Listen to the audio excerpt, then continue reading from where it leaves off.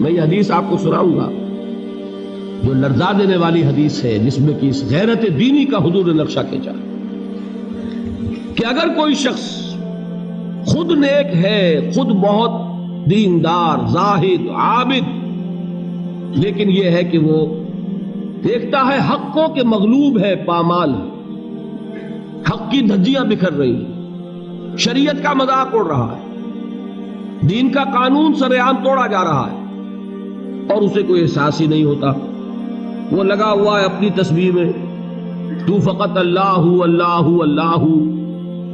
اس شخص کا دین میں کیا حکم ہے وہ دو حدیثوں سے سمجھ لیجیے،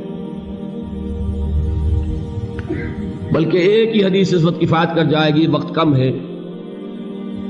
حضور فرماتے ہیں، یہ حدیث قدسی ہے، حضور فرماتے ہیں اوحى اللہ عز وجل الی جبرائیل علیہ الصلاۃ والسلام، اللہ تعالیٰ نے حضرت جبرائیل کو حکم دیا کس بات کا؟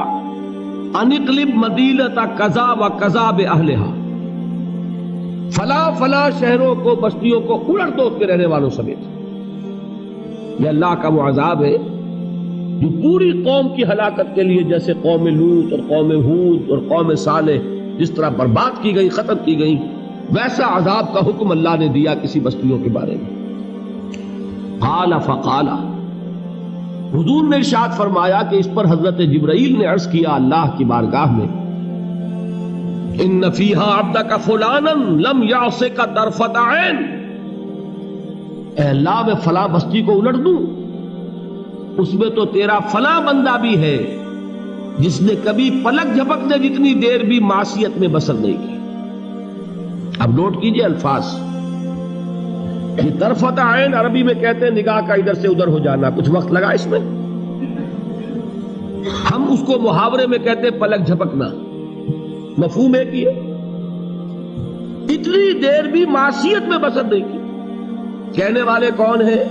جبرائیل۔ کیا جھوٹ بول سکتے ہیں؟ مبالغہ کر سکتے ہیں؟ کرائے کے وکیل نہیں ہیں، جبرائیل ہیں، اور کہاں کہہ رہے ہیں؟ اللہ کی عدالت میں، جہاں ابو جہل بھی جھوٹ نہیں بول سکتا۔ قال صوابا، وہاں تو ابو جہل کو بھی بات صحیح کرنی ہوگی۔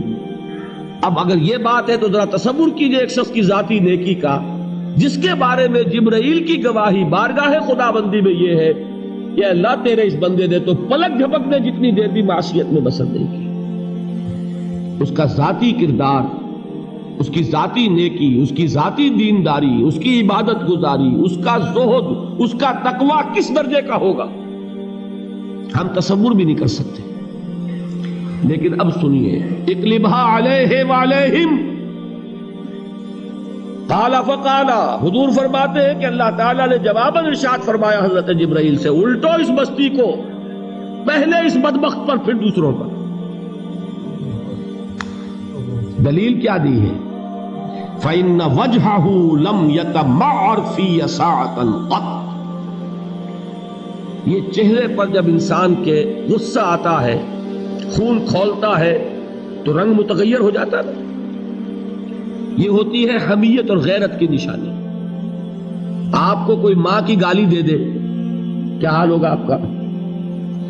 اگر تو آپ کے جسم میں جان ہے تو جانے نہیں دیں گے۔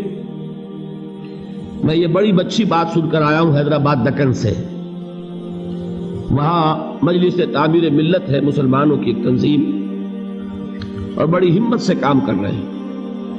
وہ برملا جلسوں میں یہ کہہ رہے ہیں کہ اب ہم نے یہ طے کر لیا ہے، ہمارا اصول یہ ہے کہ کسی کو چھیڑو مت، اور اگر کوئی چھیڑے تو چھوڑو مت۔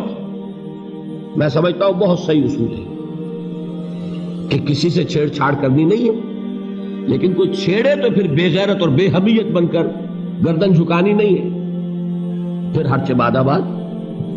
اسی کا ہے اصل میں یہ نقشہ کہ انسان کو اگر اس کی ماں کی کوئی شخص شان میں گستاخی کر گیا ہے تو اگر اس میں جان ہے وہ جانے نہیں دے گا، نہیں ہے تب بھی اس کے پورے جسم کا خون اس کے چہرے پر تو آ جائے گا کہ نہیں، کانپے گا، لرزے گا، غصے میں آئے گا، قہر درویش بر جانے درویش چاہے پی جائے، لیکن یہ نہیں ہو سکتا کہ اس کے چہرے کا رنگ متغیر نہ۔ حضور نے فرمایا یہ وہ شخص ہے جس کے چہرے کا رنگ کبھی میری حمیت اور غیرت میں متغیر نہیں، یہ اپنی ذاتی نیکی میں لگا رہا، اپنے ذاتی تقوی میں لگا رہا، اپنی ذاتی عبادت گزاری میں لگا رہا۔ اس نے دیکھا نہیں کہ حالات کدھر جا رہے ہیں، اس نے دیکھا نہیں ماحول کا رنگ کیا ہے، اس نے دیکھا نہیں کہ کیسے جو نواہی ہیں، جو منہیات ہیں، جو اللہ تعالیٰ کو ناپسند چیزیں ہیں وہ پھیل رہی ہیں، منکرات کا اضافہ ہوتا چلا جا رہا ہے، یہ لگا رہا اپنی ذاتی نیکی میں۔ یہ تین دلیلیں ذہن میں رکھیے کہ جیسے ہم نے کل سمجھا ایمان حقیقی ہوگا تو عمل لازماً درست ہوگا، اسی طرح اگر واقعی نیکی ہے اور حقیقی نیکی ہے، نیکی کا فریب نہیں ہے، نیکی کا لبادہ نہیں ہے، تو اس نیکی سے تواصی بالحق، دعوت اللہ، خیر کی تبلیغ، امر بالمعروف، نہی عن المنکر، یہ ساری چیزیں لازماً وجود میں آئیں گی۔ نہیں آ رہی ہے تو اس کا ثبوت ہے کہ در حقیقت اپنی نیکی کچی ہے، بودی ہے، فریب کی ہے، دھوکے کی ہے، لبادہ ہے حقیقت میں۔